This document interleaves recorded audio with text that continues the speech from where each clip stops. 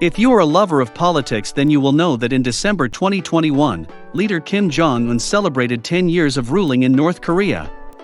So what happened to North Korea when it fell into the hands of this 27-year-old guy? Let's take a look back at these 10 years. On December 17, 2011, leader Kim Jong Il of North Korea, Kim Jong Un's father, passed away from heart disease, and young Kim Jong Un automatically became the country's youngest leader at the age of 27.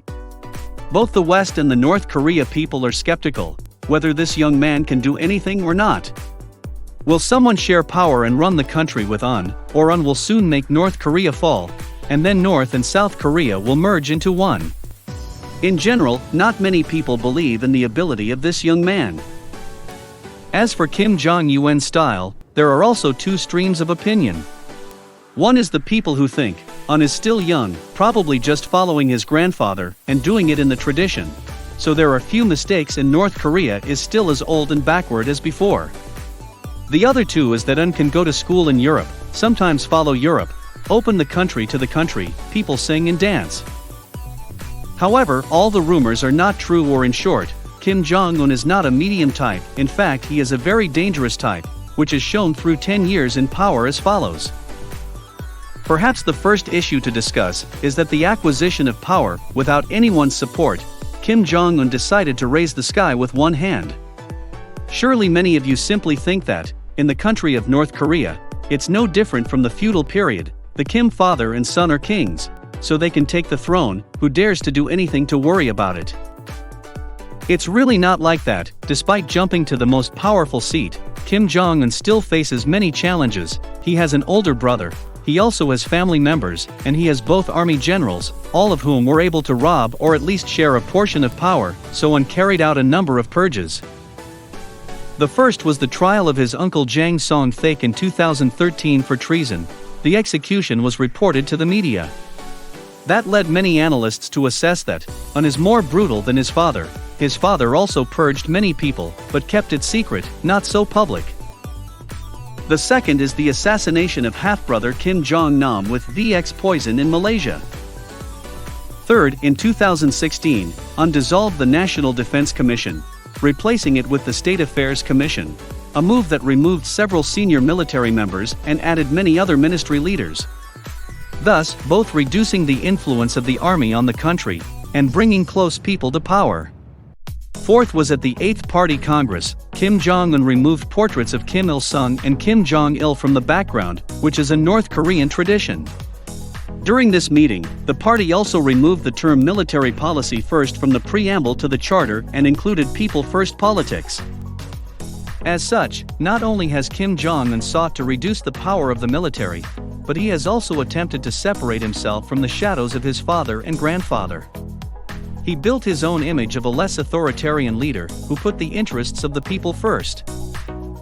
Regarding domestic policy, Kim Jong Un proved to be a modern man and close to the people. He often appeared in the media with a smiling face and a hug with students.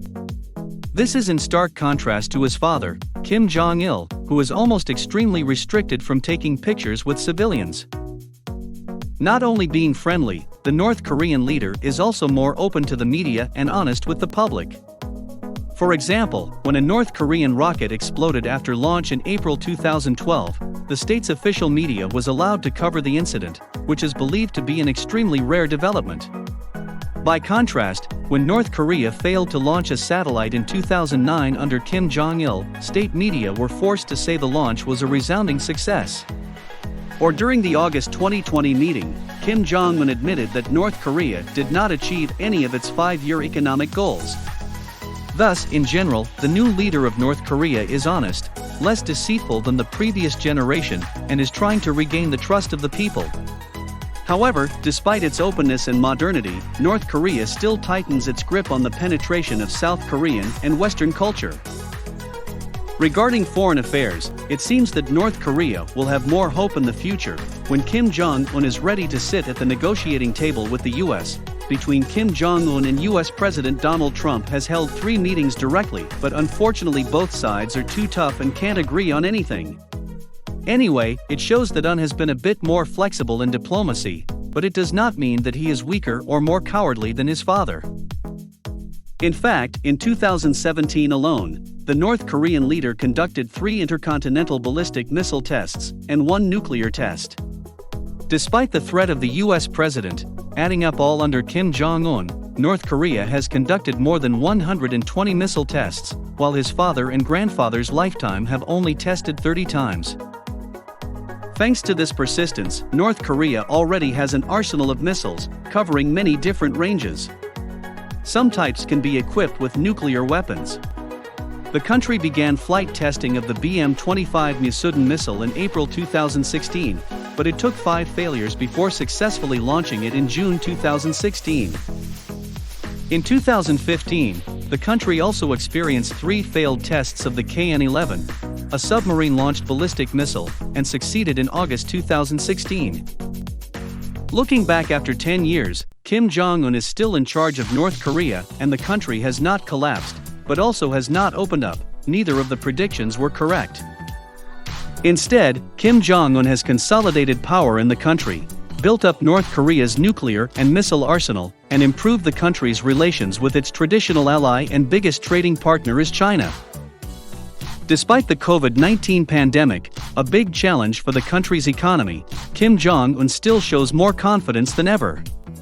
The video has consulted with Professor Naoko Aoki, a researcher at the Center for Security and International Studies, University of Maryland.